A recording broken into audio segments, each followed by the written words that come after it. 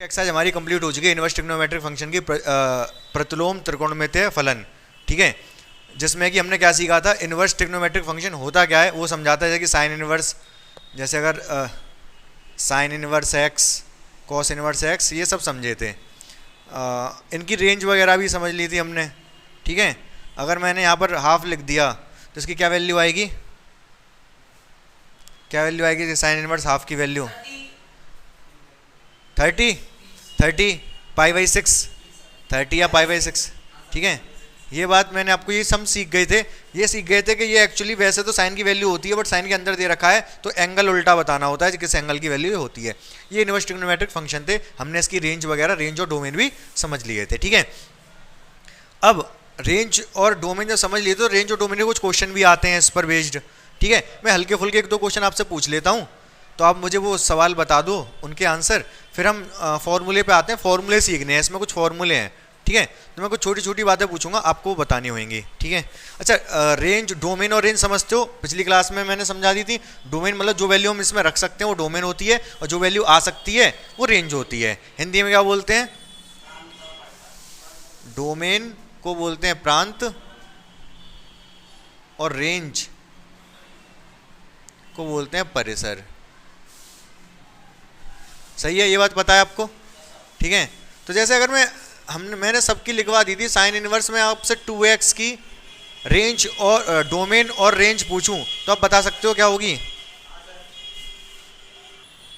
तो इसकी जैसे मैंने आपको बताई थी, साइन इनवर्स x की डोमेन क्या होती है, क्या वैल्यू रख सकता हूं मैं x की, यहाँ पर -1 से 1।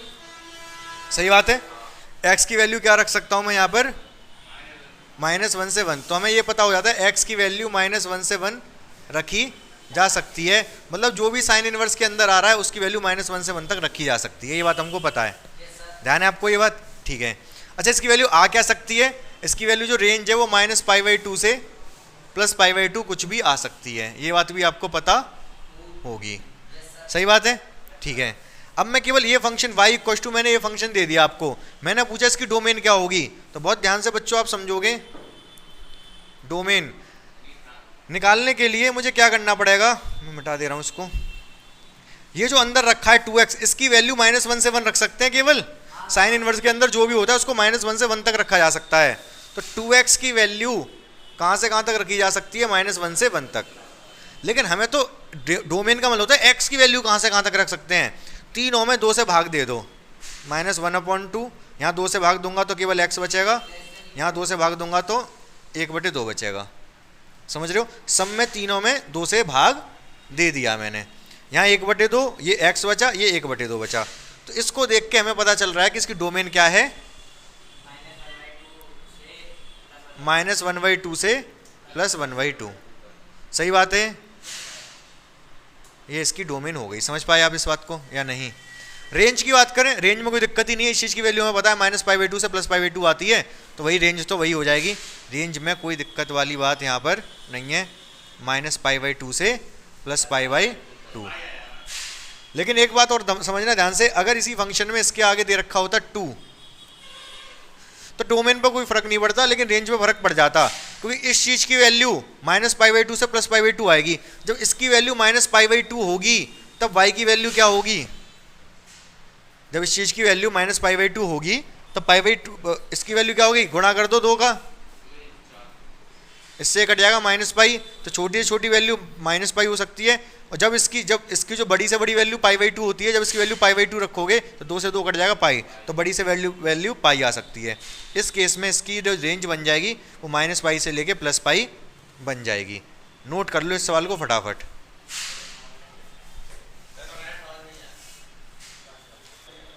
देखो बच्चों, फंक्शन इस बार मैंने थोड़ा चेंज किया है, y बराबर cos इनवर्स √x दिया है, तो √ देने से इसकी डोमेन, रेंज, प्रांत और परिसर में क्या फर्क पड़ेगा वो आपको बताना है। सोचो, बताओ।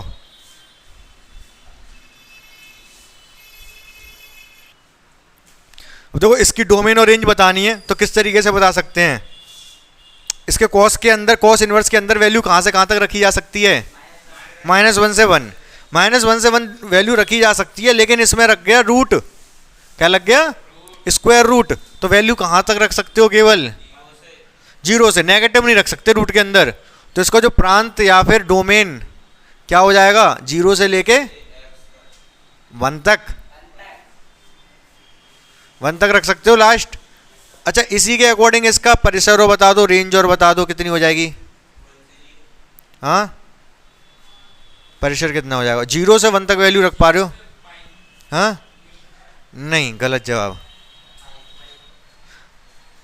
0 से पाई तो cos इनवर्स की होती है, ठीक है वो तो, अरे यार लेकिन वो तो जब है ना, जब x की वैल्यू आप -1 से 1 रख पा रहे हो, प्रांत जब -1 से 1 हो, यहाँ पर तो माइनस रख ही नहीं पा रहे ना आप वैल्यू।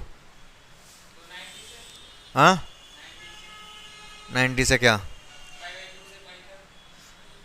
π/2 से नेगेटिव वाली ले रहे हो, फिर तो तुम सेकंड क्वाड्रेंट वाली ले रहे हो।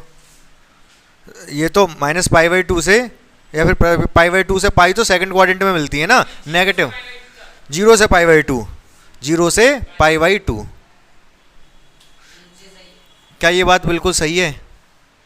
सोच लो, बताओ जवाब मुझे, देख लो एक बार, कोई डाउट हो तो पूछ लो। तो अभी आपको ये बताना है भाई, टेबल अगर आपको याद है तो अच्छे से बता पाओगे, y equal to sec inverse root mod x, तो इसका आपको प्रांत और परिसर बताना है। बता सकते हो क्या होगा? आपको बस पहले ये पता होना चाहिए, अब मॉड का क्या चक्कर है वो तो समझ में आ जाएगा, पहले कम से कम सेक इनवर्स x का प्रांत और परिसर तो पता हो। अगर सेक इनवर्स x है, वैल्यू x की कहाँ से कहाँ तक रख सकते हो आप? हाँ कहाँ से कहाँ तक वैल्यू रखी जा सकती है गिरीश कुमार? याद नहीं है। कॉस की कहाँ से कहाँ तक रख सकते हो? -1 से +1 तक, ये तो याद है। तो सेक की कहाँ से कहाँ तक रखी जा सकती है? -∞ से -1 तक, और फिर 1 से लेके इनफाइनाइट तक। ये इसकी डोमेन थी, ये वैल्यू रख सकते थे इसमें, तो ये वैल्यू रखी जा सकती है। ये इसकी डोमेन हो गई, प्रांत हो गया। क्या हो गया? सेक का प्रांत। और परिसर क्या होता है इसका, सेक इनवर्स का? क्या क्या वैल्यू आ सकती हैं, y की क्या क्या वैल्यू आ सकती हैं, वो परिसर होता है। क्या क्या वैल्यू मिल पा रही थी सेक इनवर्स में? 0 से पाई। क्या वैल्यू मिल पा रही थी? 0 से पाई। जो y की जो वैल्यू मिल पाती है, अगर इधर सेक इनवर्स है तो 0 से पाई मिल पाती है। क्या 0 और पाई इंक्लूडेड है? बिल्कुल इंक्लूडेड है। ये सब मैं टेबल बनवाई थी ना, मैंने वही बता रहा हूँ, ये मैंने टेबल बनवाई थी, टेबल में है सारा कुछ, एक बार रिवाइज करो आप, ठीक है। उसमें से भी π/2 नहीं, π/2 हटा के -π/2, π/2 ने उस पर नॉट डिफाइन हो जाता है ये, ठीक है। तो अगर इतना पता है कि ये इसका परिसर है सेक इनवर्स का और इसकी प्रांत है, तो आप ऐसे क्वेश्चन भी कर पा सकते हो जिसमें कि कुछ अलग स्पेशल फंक्शन वो बना के दे देगा, ठीक है। तो यहाँ पर आप ये मॉड लगा दिया, मॉड लगाने से x की कोई वैल्यू ऐसी है जो आप ना रख पाओ, कोई ऐसी x की वैल्यू जो ना रख तो सब कुछ सकते हो, मॉड उसको प्लस कर देगा। रख तो कुछ भी सकते हो, माइनस भी रख सकते हो, प्लस भी रख सकते हो, लेकिन मॉड उसको प्लस कर देगा। और जो वैल्यू रख सकते हो वो क्या होता है? प्रांत। तो प्रांत क्या है? -∞ से -1 और 1 से लेकर इनफाइनाइट। सही बात है, ये तो प्रांत हो गया, इसमें कोई दिक्कत नहीं आई। परिसर में कुछ चेंज आएगा, क्या चेंज आएगा? परिसर में क्या चेंज आएगा? हाँ क्या हो जाएगा? 0 तो रख सकते हैं, 0 की दिक्कत नहीं है। वही चीज है जो मैं अभी बता रहा था, थोड़े मॉड अंडर रूट वाले में बता रहा था। इस बार भी अब नेगेटिव वैल्यू नहीं मिलेंगी। हाँ नेगेटिव नहीं मिलेगा ना भाई, जो x की वैल्यू आएगी वो पॉजिटिव ही आएगी, x की वैल्यू पॉजिटिव ही आएगी। और अगर पॉजिटिव आएगी तो 0 से पाई, जो 0 से पाई दिख रहा है ना, इसमें कौन कौन सी वैल्यू मिल पाएंगी? केवल फर्स्ट क्वाड्रेंट वाली। फर्स्ट क्वाड्रेंट में ही तो पॉजिटिव होता है कोई भी चीज़, और सेकंड में नेगेटिव होता है। नहीं समझ पा रही मेरी बात को? देखो समझो, देखो सेक के बारे में अगर बात कर रहे हैं तो 0 से पाई इतनी वैल्यू मिल सकती है, इतने आंसर आ सकते हैं। x की वैल्यू रखते जाओ अलग अलग, और ये भी यहाँ से लेके सारे आंसर आ सकते हैं, 0 से लेके 90, 90 से लेके 180, ठीक है। लेकिन अगर मैं कह रहा हूं कि इसकी वैल्यू हम पॉजिटिव ही रख रहे हैं, यहां पर पॉजिटिव रख रहे हैं, तो यहां से लेके यहां तक वाली आंसर आ पाएंगे, ये वाले आंसर नहीं मिलेंगे क्योंकि सेकंड क्वाड्रेंट है, क्वाड्रेंट वाली मिलेंगे। पहले क्वाड्रेंट में जो जो आ रहा है, क्योंकि इसको हम पॉजिटिव रख रहे हैं तो पॉजिटिव वैल्यू सारी यहाँ मिलती है, नेगेटिव सारी यहाँ मिलती है सेक की बात करें तो केवल यही वाली वैल्यू मिल पाएंगी, ये वाली वैल्यू मिल पाएंगी, मतलब आंसर आपका केवल 0 से लेके π/2 तक ही मिलेगा, और π/2 इंक्लूड तो होता ही नहीं है सेक में, तो हटाना है इसको। समझ पा रहे हो कि नहीं मेरी बात को? ठीक है, समझ पाए प्रांत परिसर? थोड़ा बहुत जो मैंने समझाया, क्वेश्चन तो और भी ज़्यादा बन सकते हैं, लेकिन आपने रिवाइज नहीं कर रखा है पहले से, तो मैं ज़्यादा इस पर डिस्कशन कर नहीं रहा। अब पहले आप रिवाइज करके आना, तो मैं प्रांत परिसर के और भी क्वेश्चन करवा दूंगा। अभी मैं फॉर्मूले बता देता हूँ आपको, ठीक है? हाँ, तो देखो इनवर्स ट्रिग्नोमेट्रिक में फॉर्मूले की बात करें तो कुछ फॉर्मूले जो आपको, कुछ तो फॉर्मूले डायरेक्ट है, बहुत आसान है, याद रहेंगे, कुछ मैं फॉर्मूले बनाने सिखा दूंगा आपको। जैसे सबसे पहले साइन इनवर्स अगर x दे रखा है तो इसी को कॉस इनवर्स 1/x लिख सकते हैं, क्योंकि उल्टा होता है ना, या फिर यहाँ 1/x होता तो उसको x लिख देता, कोसेक। अगर यहाँ साइन है, साइन को उल्टा कोसेक होता है ना, अगर यहाँ x है तो यहाँ 1/x, अगर यहाँ 1/x होता तो यहाँ x, क्योंकि एक दूसरे के उल्टे होते हैं। तो ये फॉर्मूले हैं। कॉस इनवर्स होता है यहाँ पर, कॉस इनवर्स सपोज 1/x है तो इसको मैं सेक इनवर्स x लिख सकता हूँ। ऐसे ही टेन में ले लो, टेन इनवर्स अगर 1/x दे रखा है तो इसको मैं लिख सकता हूँ कॉट इनवर्स x। समझ गए? आसान सी चीज़ है ये। तो फॉर्मूले फर्स्ट टाइप के हो गए। सेकंड टाइप में क्या समझोगे? अगर साइन इनवर्स अंदर -x है तो इसको माइनस बाहर ले आओ, माइनस इसका बाहर आ जाएगा। सेम अगर टेन है, टेन इनवर्स -x है तो माइनस बाहर आ जाएगा। और अगर दे रखा है आपको कोसेक इनवर्स -x तो माइनस बाहर आ जाएगा, -x माइनस बाहर आ गया। इन तीनों में तो माइनस बाहर आ जाता है, लेकिन बाकी के जो तीन है, सपोज कॉस इनवर्स अगर -x दे रखा है तो इसमें माइनस नहीं आएगा। इसके आपको ध्यान हो, मैंने बताया था कॉस में जो आंसर टेबल जब बनवाई थी, आंसर इसकी जो रेंज क्या थी, 0 से पाई, 0 से पाई, तो इसमें आंसर माइनस नहीं आता था। इनकी रेंज क्या थी, साइन की रेंज क्या थी, -π/2 से +π/2। इनमें तो आंसर माइनस में आ सकता था, इसमें तो आंसर माइनस में, इसमें नहीं, केवल तीनों के लिए था, केवल इन तीनों के लिए यही था। लेकिन कुछ चीज़ें हटा दी गई थी। इन तीनों के लिए रेंज ये थी, परिसर ये था, बाकी 10 में हटाना पड़ेगा थोड़ा सा, इसमें अभी नॉट इंक्लूड करने पड़ेंगे ये 0 वाला। कोई बात नहीं, एक रफ आइडिया दे रहा हूँ। इसके बाद कॉस इनवर्स हो, चाहे आपका सेक इनवर्स हो या फिर कॉट इनवर्स हो, तो इनकी जो डोमेन थी, रेंज, वो 0 से पाई थी, तो यहाँ बाहर माइनस नहीं लगा सकता मैं। तो इसका क्या हिसाब किताब था, 180 से माइनस करना पड़ता था। तो वही चीज़ है, pi minus cos x, pi minus sec inverse x, pi minus, क्या मतलब है इन फॉर्मूलों का?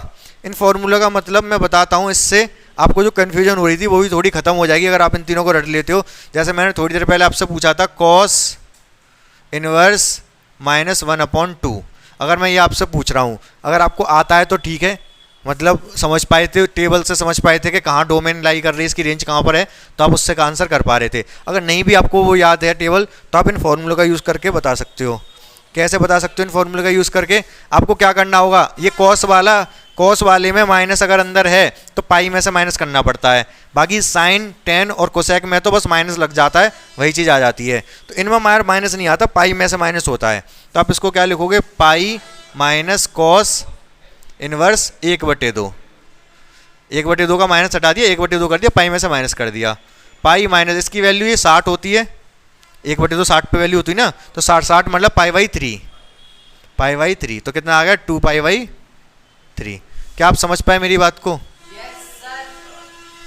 तो इस तरीके से आप इसको सॉल्व कर सकते हो, कोई दिक्कत परेशानी वाली समस्या नहीं है, अगर आपको वो टेबल से रेंज का चक्कर समझ में नहीं आ रहा है तो।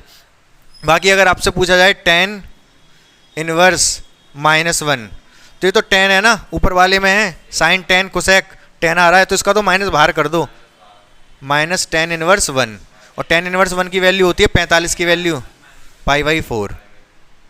समझ पाए अब मेरी बात को? तो इस तरीके से इन फॉर्मूले का यूज़ कर सकते हो ना आप, ठीक है। हाँ हाँ हाँ, बहुत सारे सवाल ऐसे ही हैं। एक अगर दे रखा है साइन इनवर्स 1/5 दे रखा है, तो कोसेक इनवर्स इसको क्या लिख सकते हो?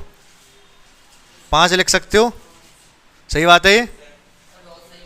उल्टा कर दो, ये वाला फॉर्मूला यूज़ कर दिया मैंने, ये वाला, ठीक है ना। ये बात समझ में आ गई होगी आपको। और हाँ, ये फॉर्मूले उतार लो, और भी फॉर्मूले मैं बताता हूँ, इसमें नहीं है। आगे के जो 3 बेसिक फॉर्मूले हैं वो बहुत ज़्यादा इंपॉर्टेंट हैं इसके लिए, आपके लिए। Sine inverse x plus cos inverse x बराबर होता है π/2। ये फॉर्मूला बना पता है कहाँ से है? ये सारे जितने भी इनवर्स वाले फॉर्मूले ना, आपको ये पता होना चाहिए बन किस वाले फॉर्मूले से रहे हैं। ये किसी ना किसी ट्रिग्नोमेट्री के फॉर्मूले से बन रहे होंगे। ये आपका फॉर्मूला बन रहा है, आपको पता है साइन 90 माइनस थीटा क्या होता है? Cos theta. इसी से ये फॉर्मूला बना है। हाँ, साइन 90 प्लस थीटा तो साइन कॉस थीटा ही होता है प्लस में, लेकिन cos 90 plus theta minus sine theta, वो सेकंड क्वाड्रेंट बन जाता है ना। वो नहीं आ रही बात समझ? साइन अगर 90 प्लस थीटा है तो साइन तो ये तो कॉस थीटा हुआ कि साइन सेकंड क्वाड्रेंट में भी पॉजिटिव होता है, लेकिन अगर हाँ कॉस 90 प्लस थीटा हुआ तो ये माइनस साइन थीटा हो जाएगा, क्योंकि कॉस नेगेटिव होता है सेकंड क्वाड्रेंट में। तो फिलहाल ये पहला फॉर्मूला हो गया इसमें एक। अच्छा, आप ये समझ गए होंगे कि अगर ये फॉर्मूला इससे बना है, अगर ये फॉर्मूला इससे बना है तो ऐसे ही 2 फॉर्मूले और बन सकते हैं। क्या क्या? साइन 90 माइनस थीटा बराबर कॉस थीटा से अगर ये बना है तो ऐसे ही 2 फॉर्मूले और बन जाएंगे। कॉस को नहीं, मतलब ऐसा ही। और किस में रिलेशन होता है 90 माइनस थीटा? अरे उसमें भी होता है ना, टेन और कॉट में। टेन 90 माइनस थीटा बराबर कॉट थीटा, तो क्या हो जाएगा? Tan inverse x plus cot inverse x बराबर π/2। और एक और होगा क्या? Sec inverse x plus cosec inverse x बराबर π/2। याद रहेंगे तीनों फॉर्मूले ये? छाप लो फटाफट।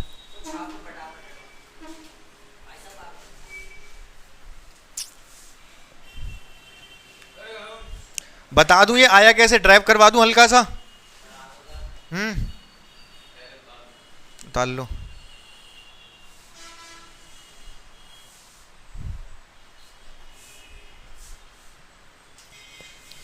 तो देखो, अगर इनको आपको क्या करना है, इनका डेरिवेशन करना है कि आए कैसे फॉर्मूले, तो करने के बहुत सारे तरीके हैं। मान लो मैं ये मिटा दे रहा हूं ये दोनों। जब भी कोई फॉर्मूला आपको ड्राइव करना होगा तो आपको मानना पड़ेगा। क्या करना पड़ेगा? मानना पड़ेगा। किसे? मुझे मानना पड़ेगा कि हाँ मैं कुछ हूं। तो क्या मानना पड़ेगा? क्या मानना पड़ेगा? साइन इनवर्स एक्स है यहाँ पर, तो एक्स को आप साइन थीटा मान लो। समझ रहे हो? तो मान लो, माना एक्स बराबर, कोई दिक्कत है?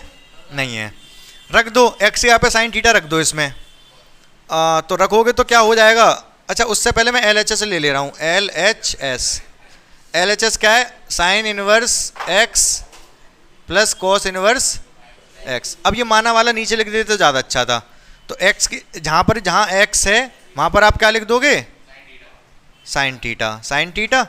और यहाँ पर भी लिख दो कॉस इनवर्स साइन थीटा। ये साइन इनवर्स से साइन तो कट जाएगा, लेकिन ये कट पाएगा क्या? नहीं।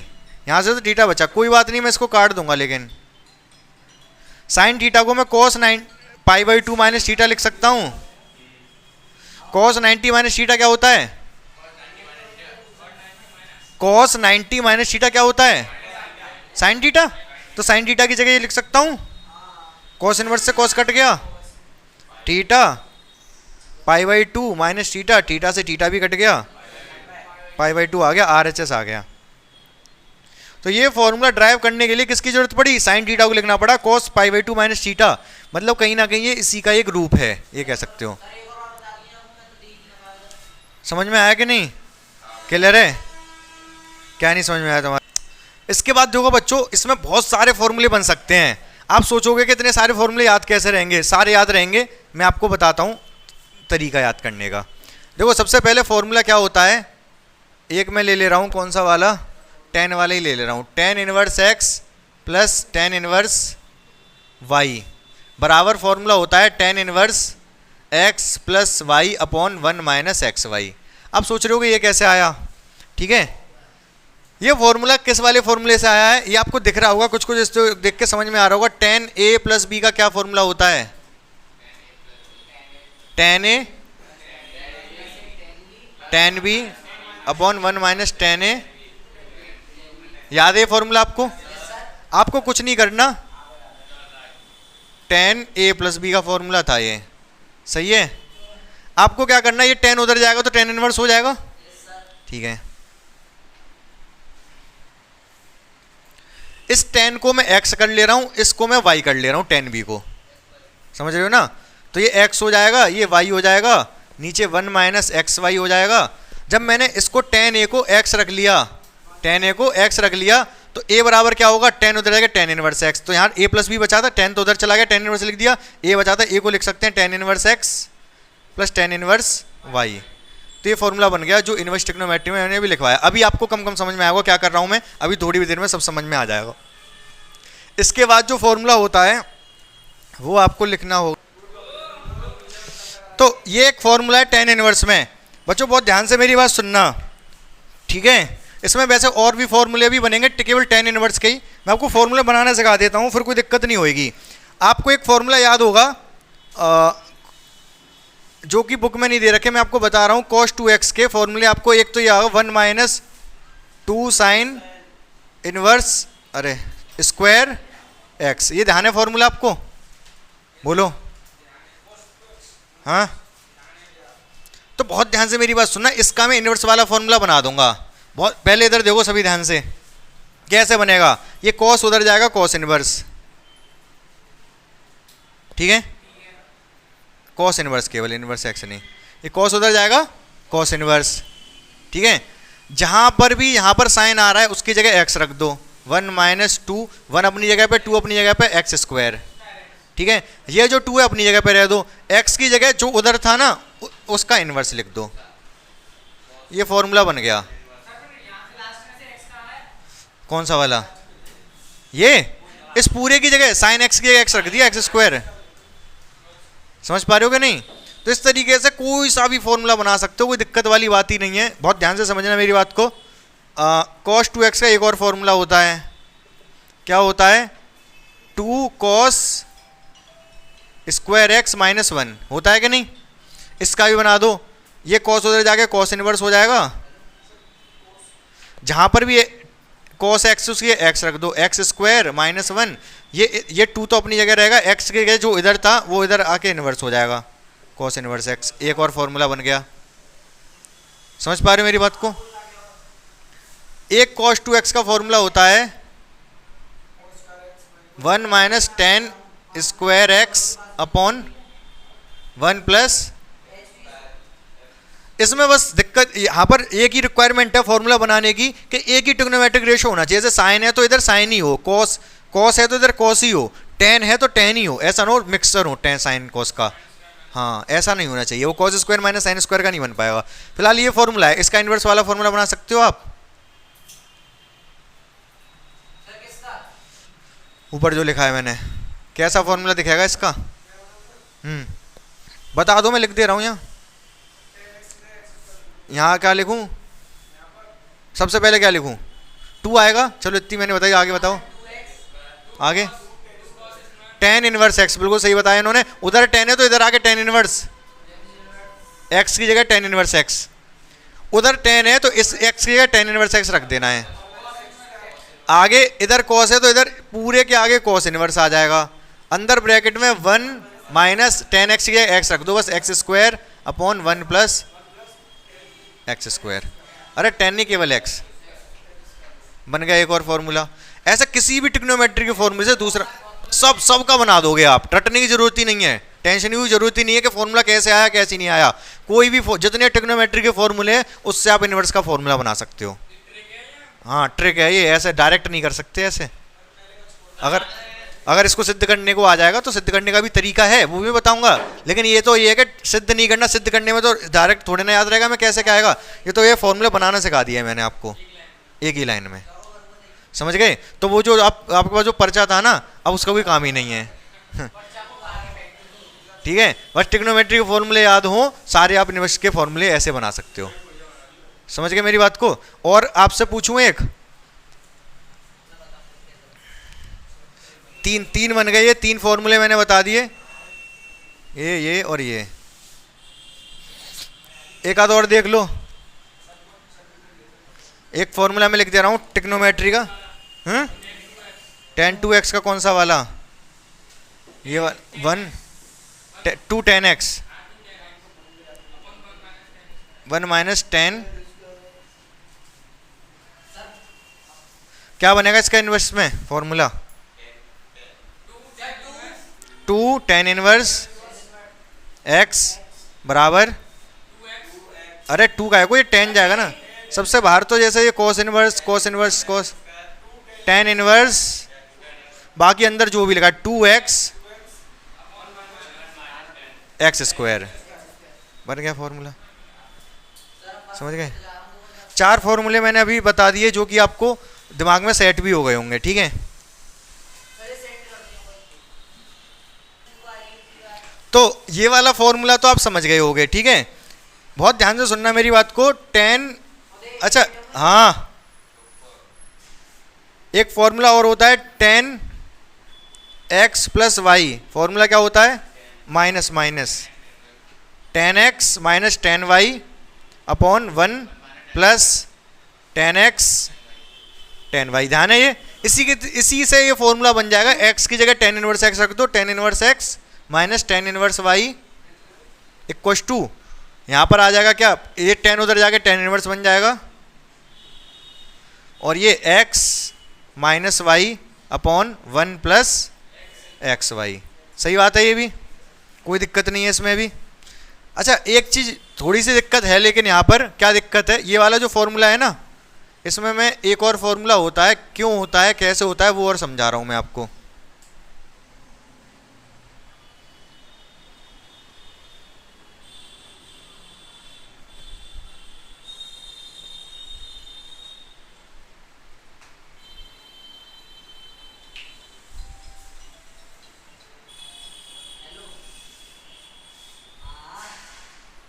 एक ये फॉर्मूला और है, देखो प्लस का ये भी है, प्लस का ये भी है,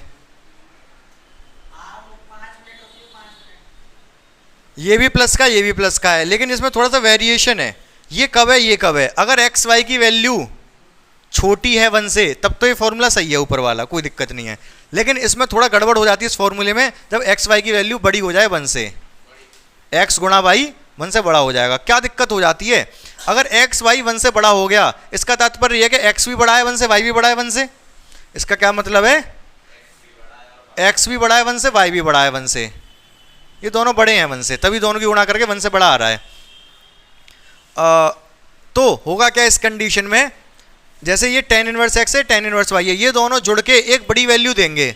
लेकिन अगर ये एक्स वाई की वैल्यू बड़ी 1 से बड़ी हो जाए, ये 1 माइनस 1 से बड़ा नेगेटिव आएगा, 1 माइनस 1 से बड़ा नेगेटिव, ये ओवरऑल नेगेटिव आ जाएगा। ओवरऑल नेगेटिव मतलब नेगेटिव आंसर देगा ये। अगर इसी में लगाओगे आप, इसमें पाई तो ऐड किया है, ये मैं एग्जांपल से ही समझ पाओगे आप। एक एग्जांपल देता हूँ, उससे समझ आएगा। ठीक है,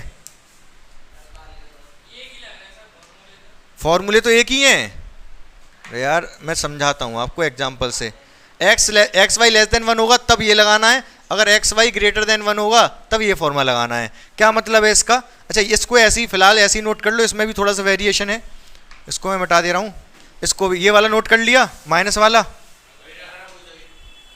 तो बहुत ध्यान से एक एग्जांपल समझो।